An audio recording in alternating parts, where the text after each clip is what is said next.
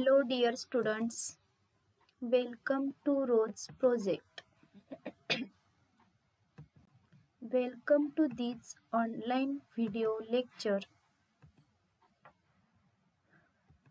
This video lecture conducted by Rayat Online School Education. That is the Rose project. Myself, Miss Patil SD from HM College, Karad. I am conducting here this video lecture from biology. The topic is plant-water relation.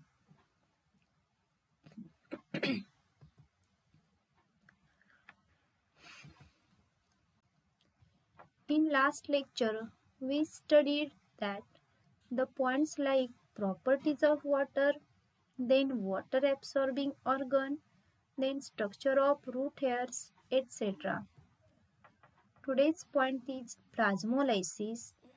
In that, first, it occurs when water moves out of the cell and cell membrane shrinks away from its cell wall. Exoosmosis in living cell when placed in hypertonic solution is called plasmolysis. In exoosmosis, the living cell is placed in hypertonic solution. Hypertonic solution means the solution which is having high concentration. And then in this solution, the cells become a flaccid. This process is called as plasmolysis. Next point. During plasmolysis, protoplast of cell shrinks and recedes from cell wall. Thus, a cell becomes flaccid. Next, in a plasmolyzed cell, a gap is developed between the cell wall and protoplast. Go to the next slide. In a plasmolyzed cell, Tp means turgor pressure is always 0. Next, when such a cell is placed in hypotonic solution, endoosmosis occurs, making cell turgid. This is called a deplasmolysis. Here, hypotonic solution means the solution which is having low concentration, and in this solution when cell is placed, the cell becomes turgid, means swelled. This process is called as deplasmolysis. Then, in a fully turgid cell, Tp is equal to Op, hence dPd is always 0.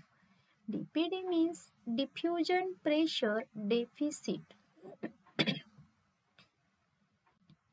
Go to the next slide. The next point is path of water across the root. Water is absorbed by the root hair cell through imbibition, diffusion, osmosis sequentially. Then the cell becomes turgid. Its turgor pressure increases, but its dPd value decreases. Next point. However, the adjacent cortical cell inner to root hair cell has more dPd value because its osmotic pressure is more. Next slide. Therefore, cortical cell will suck water from the turgid root hair cell. It then becomes turgid. The flaccid root hair cell now absorbs water from soil. Water from the cortical cell is sucked by inner cortical cell and the process goes on. Here the next slide is the diagram of pathways for water uptake by the root. Here the two types of pathways are seen. First symplastic pathway and second one apoplastic pathway. In this apoplastic pathway, the water moves through the cell wall and intercellular spaces towards the vascular tissues. And here symplastic pathway, water flows or moves through the cell and cytoplasmic bridges. Next slide.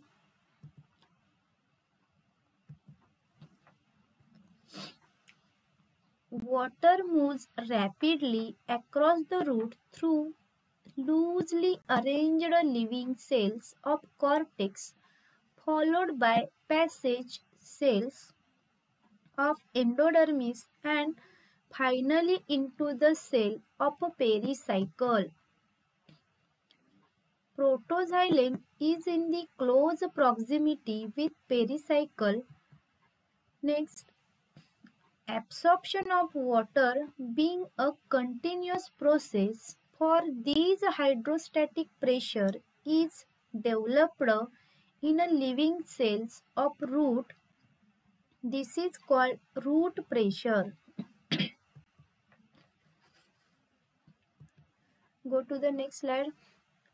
Due to root pressure, water from pericycle is forced into xylem and also conducted upwards against the gravity.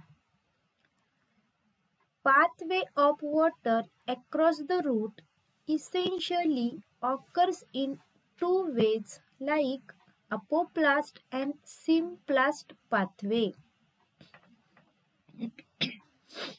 Here the types of pathways, first apoplast and symplast pathway. We discuss the comparatively. In apoplast pathway, when some amount of water passes across the root through the cell wall and intercellular spaces of cortical cells of root is called apoplast pathway. In this type of pathway, water moves through the cell wall and intercellular space is called as apoplast pathway. Second point, this pathway occurs up to the endodermis. In symplast, first is when water passes across from one living cell to the other living cell through a plasmodesmata is called symplast pathway.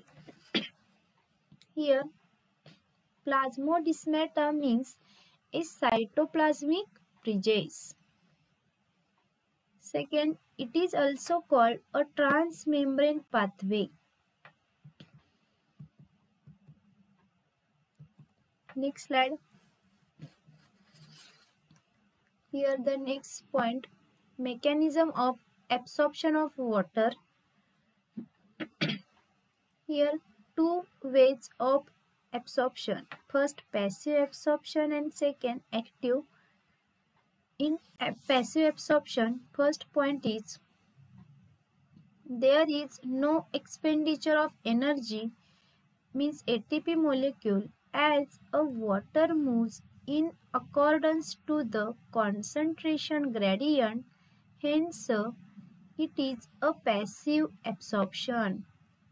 In this absorption, no use of energy. Second, about 98% of the total water absorbed in the plants occurs passively. Next, the driving force is transpiration pull and it proceeds through a DPD gradient. Next slide. Passive absorption occurs during daytime when transpiration is in progress. Next point. It stops at night when transpiration stops. Next. Rapid transpiration creates a tension in the xylem vessel due to negative water potential. This tension is transmitted to xylem in the roots and water is pulled upwards passively. Next slide. Second, passive absorption. First point, water is absorbed due to activity of roots. Second point, root cells play active role in the absorption of water. Then the driving force is the root pressure which is developed in the living cells of root. Next, active absorption occurs usually at night when transpiration stops due to closure of a stomata. As a water absorption is against the dPd gradient, there is a expenditure of energy, means ATP molecule, generated through a respiratory activity of cells. Go to the next slide. Here the types of active absorption. First osmotic absorption and second one non-osmotic absorption. In osmotic, first point, water is absorbed from the soil into xylem of root according to osmotic gradient. Second, an expenditure of energy but does not directly use up an expenditure of energy. In non-osmotic, first, water is absorbed from the soil against the concentration gradient. Second, it requires an expenditure of energy released during respiration.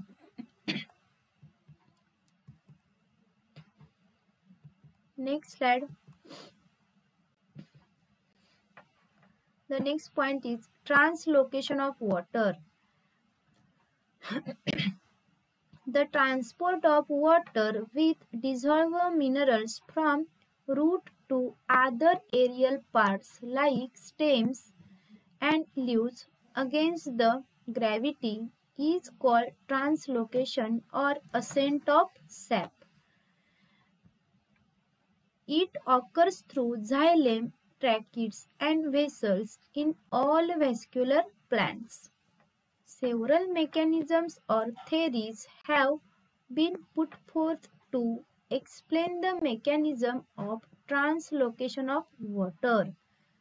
The theories include vital force theory, relay pump theory, physical force theory, then root pressure theory, etc.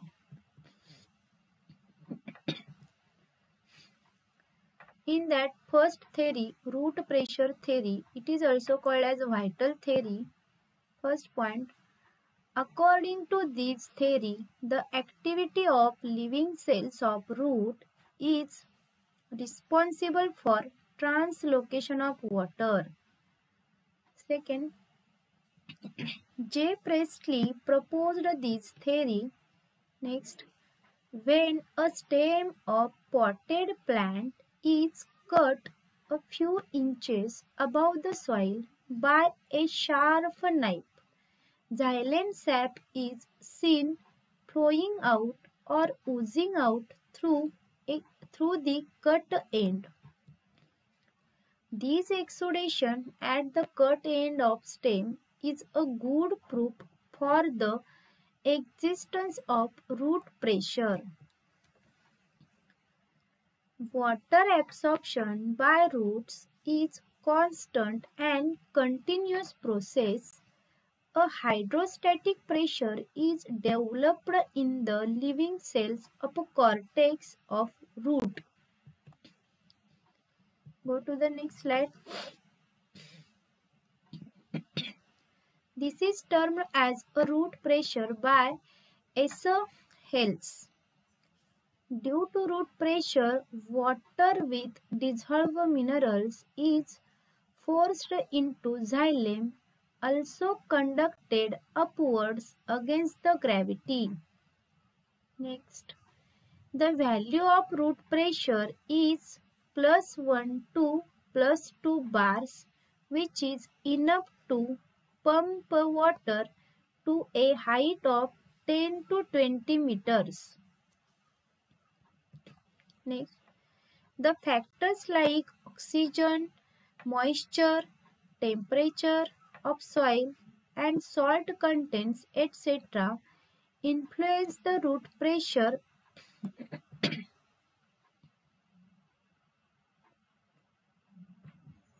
Go to the next slide.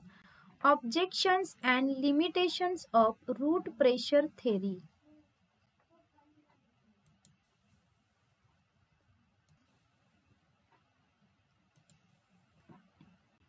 First, it is not applicable to plants taller than 20 meters. Second, ascent of sap can also occur even in the absence of root system.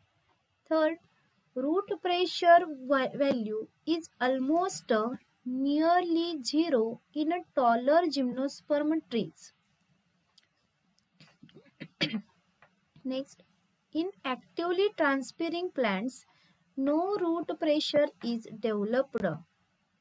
Next, xylem sap under the normal condition is under a tension, that is, it shows a negative hydrostatic pressure or high osmotic pressure. Next slide. Next theory, capillary theory, or it is also called physical force theory. First point. According to this theory, physical forces and dead cells are responsible for ascent of sap. Next, this theory was put forth by Boehm in 1863. Next point. The conduction of water in a straw dipped in water is raised to a certain height because of capillarity. Next, capillarity is a because of surface tension and forces of cohesion, that is the attraction between like molecules, and adhesion, that is the attraction between unlike molecules. Xylem vessels or tracheids with its lumen is comparable with straw. Water column exists because of combined cohesive and adhesive forces of water and xylem wall due to capillarity. Next slide. Xylem vessels and tracheids. Xylem vessels or tracheids with its lumen is comparable with straw. Then water column exists because of combined cohesive and adhesive forces of water and xylem wall due to capillarity. It is because of capillarity water is raised or conducted upward against the gravity to few centimeters only. Next slide. Objections or limitations of capillary theory. First, capillary tube must be continuously and completely hollow from one end to other end, but tracheids in the xylem show closed end walls. The lower end of capillary tube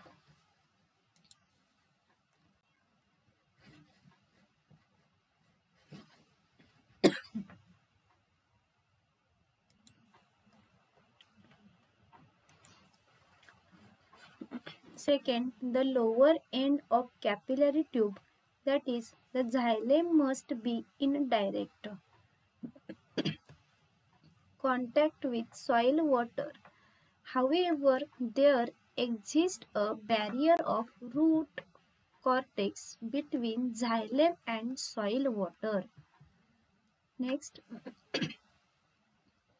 narrower the capillary tube, greater is the height to which water column is raised.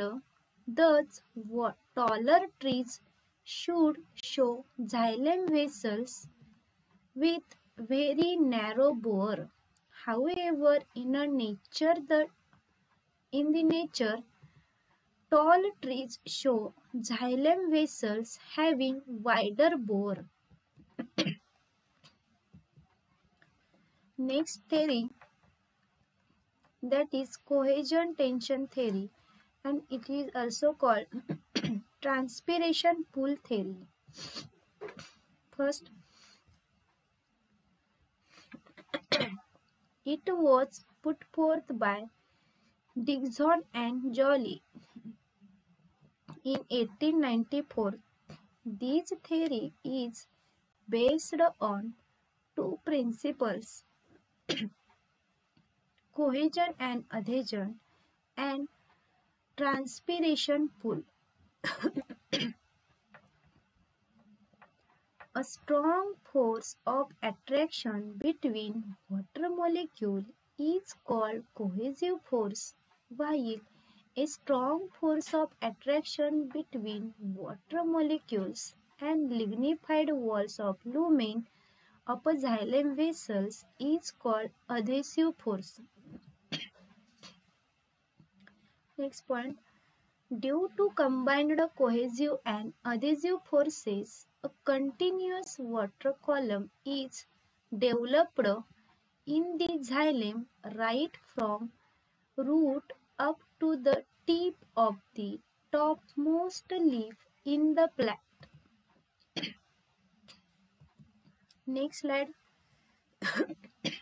Transpiration pool. The transpiration pool is developed in the leaf vessel, is transmitted down to root, and thus accounts for the ascent of sap. Second, excess water is lost in the form of vapor, mainly through the stomata found on a leaf. Next, this water loss increases a DPD of mesophyll cells. These cells withdraw a water ultimately from xylem in the leaf. That is, due to continuous transpiration, a gradient of suction pressure DPD is developed right from guard cell up to the xylem in the leaf. These will create a tension in the xylem.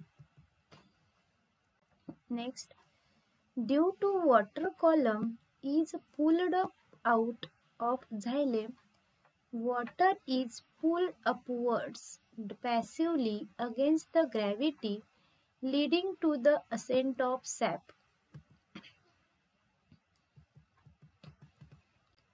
Go to the next slide. Objections or limitations of this theory. First, for transpiration pool to operate, water column should be unbroken and continuous. However, due to temperature fluctuations during day and night, gas bubbles may enter in water column, breaking the continuity. Second, these mechanisms assumes that the tracheids are more efficient than the vessels as their end walls support water column. Next, if a plant is smeared with Vaseline in order to stop transpiration, even then ascent of sap occurs.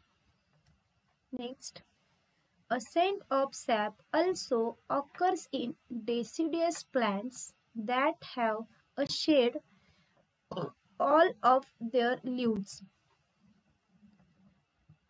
Okay, thank you.